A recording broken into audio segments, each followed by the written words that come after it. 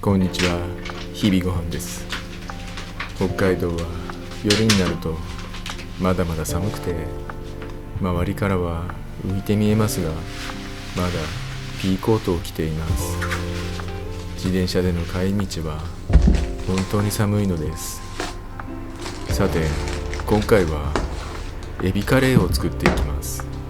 インドの南側のゴア地方という場所があり、今回は南インドのエビカレーゴアプロンという料理を作っていきます。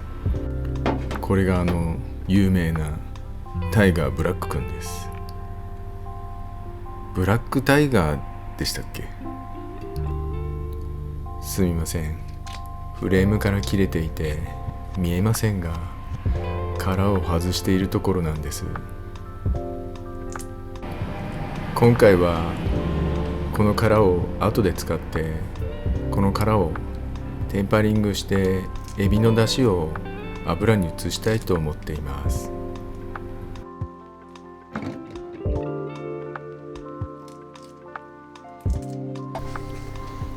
エビの臭みを取るために塩と片栗粉でよく揉んで、浮いてきた汚れを水で洗い流します。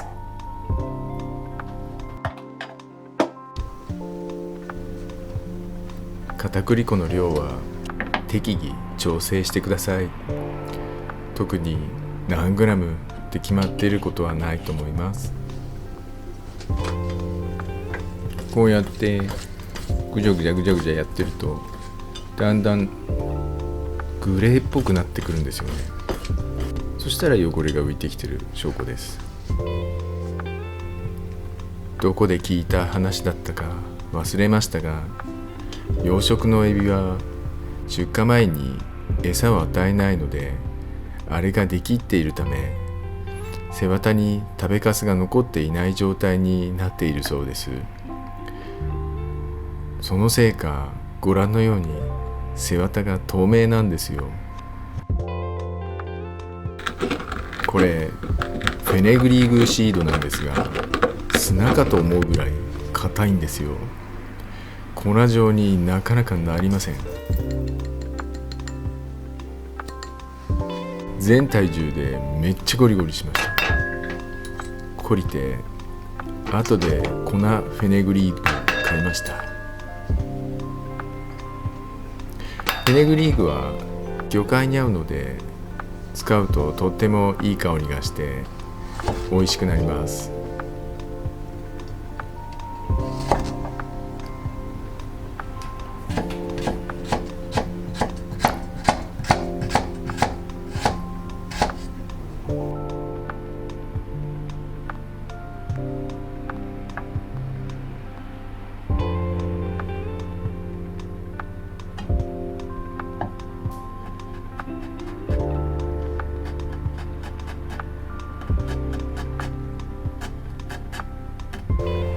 生姜はこれの半分ぐらいです。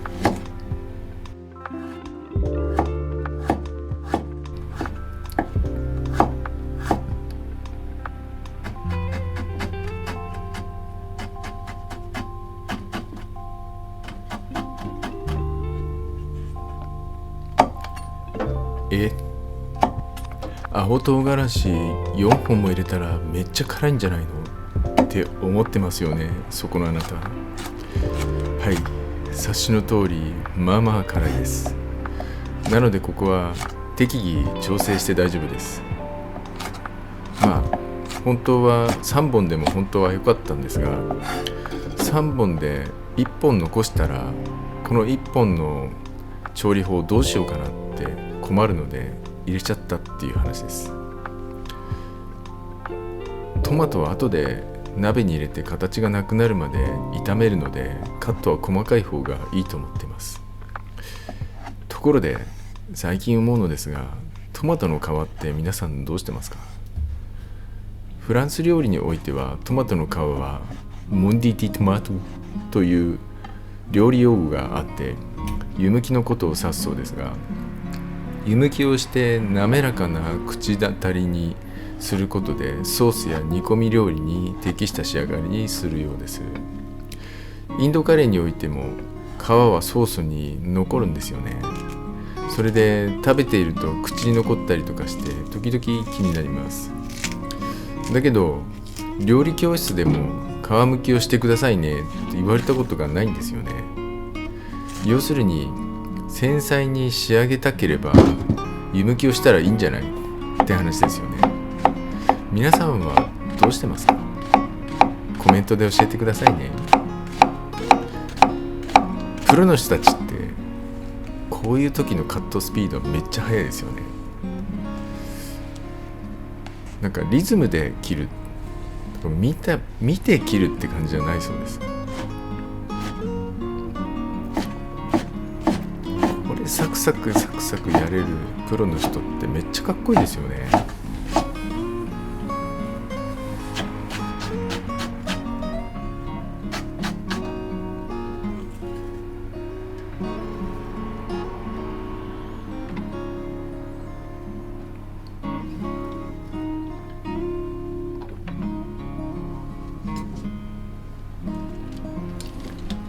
今回せっかくエビの殻があるのでエビオイルを作って、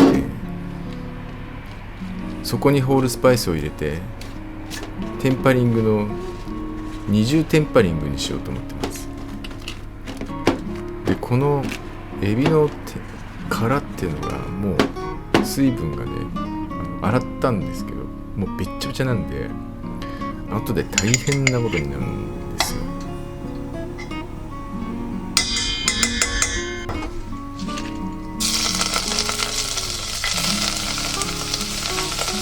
最初にまずエビのテンパリングをするんですけど、もう水がもうブワーってなってめちゃめちゃ大変だったんですよ。もう周りがエビ臭と油でもうなんかカメラとかもテロッテロになっちゃいましたからね。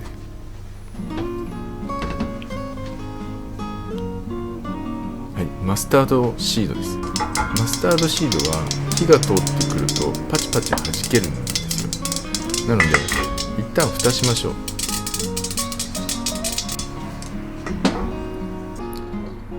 で時期に落ち着いてきますんで、そしたら次に火が通りやすい葉っぱ系のスパイスを入れて、これだけは箸でさーっと混ぜてあげた方が、ほっとくとまあすぐ真っ黒になっちゃうんで、で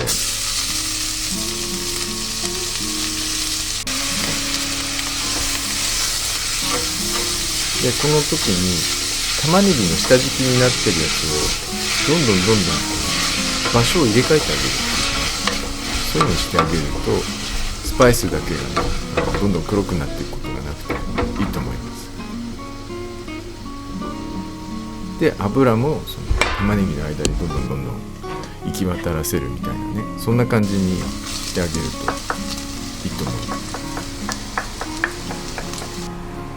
である程度しんなりしてきたら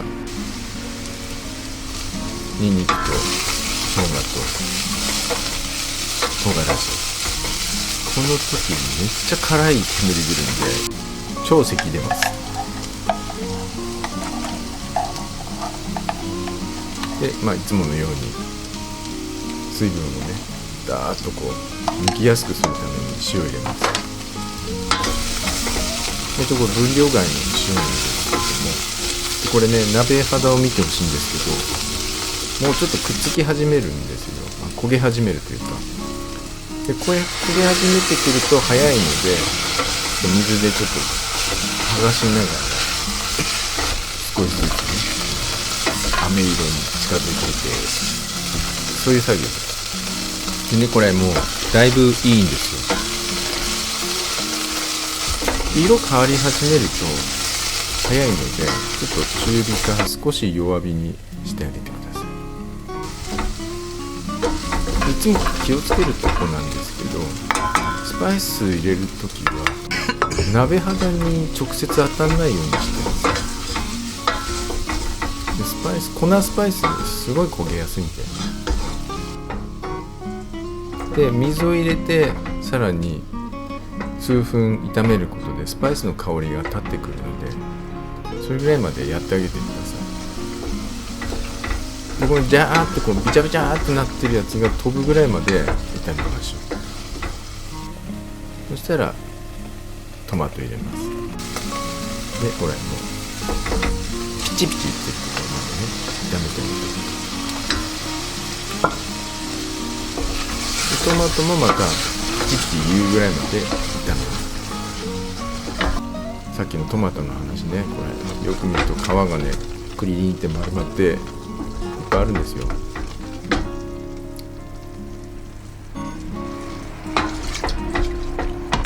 トマトも焦げ始めるので、また分量外の水でちょっとこう薄めながら、ここは根気よく炒めます。でトマトの形がこうもうなくなって出る色になってきて、そしたらココナッツミルク、ここでは300ぐらい入れます。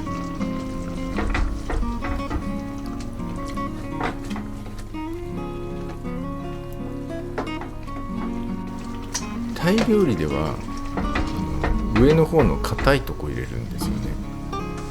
グリーンカレーの時は。でここでは特にそういうことはあんまり気にしないで、もうジャーッと入れる感じです。この水は計量した 200cc の水です。このココナッツミルクと水でこのシャバさを調整します。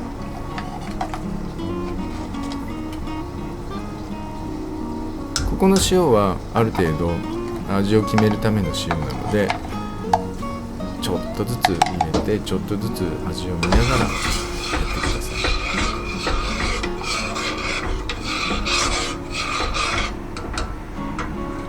い。でここからは弱火です。ココナッツミルクは分離しやすいので強火だと終わりますね。8分49秒49秒00にするの面倒だったんでそのままにしてます。おー、できましたね。この8分、約9分茹でた後にこの蓋を取る瞬間がたまんないですよね。でここからさらに弱火ですね。エビはすごい早く火が通っちゃうので、このパクチーね1日漬けといたんですよ。そしたらねちっちゃい芽とか出たんですよね。これ切ってる間とか確か火止めてますね。もう余熱でもエビは火が通っちゃうんで、もうあれだけ大きかったエビがですね火が通っていくとどんどんちっちゃくなって、本当もうちっちゃいカタツムリみたいになっちゃうんですよ。だからもう本当もう火止めてていいぐらいですね。それかもうマッチの火ぐらいの弱火ですね。で香り付けのパクチー入れて、これでちょっとひと煮立ちさせて完成です。酢入れるんですね。そう酢入れるんですよ。ちょっとねコクが増すから酢いいですね。入れると小さじ2杯入れてます。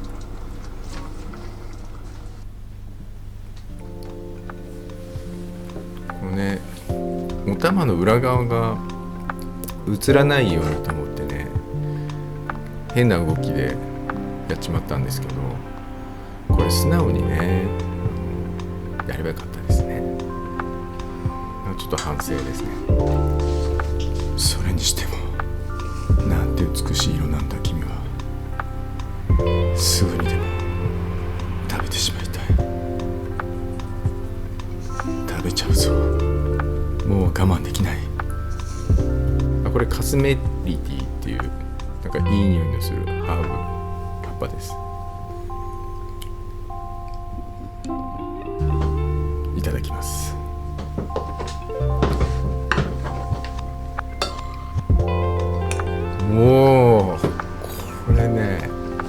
やっぱ青唐辛子4個入れてますからね。で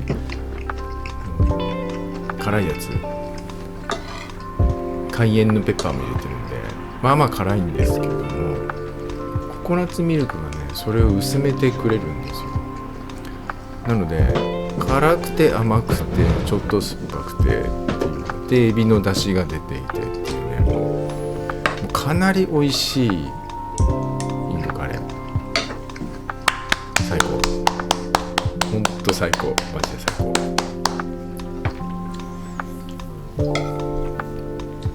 もうね、こんなの店で出してくれたらもうリピート決定ですよね。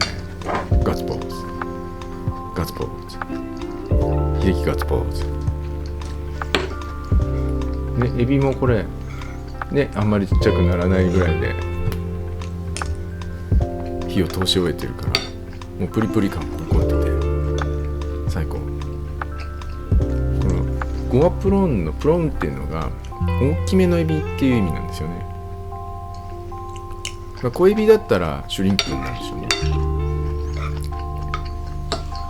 いや、これほんと美味しかった。ご飯がね、普通のご飯日本米ですから、これバスマティライスだったらもっと美味しかっただろうな。そんなわけでまた次の動画でお会いしましょう。さよなら。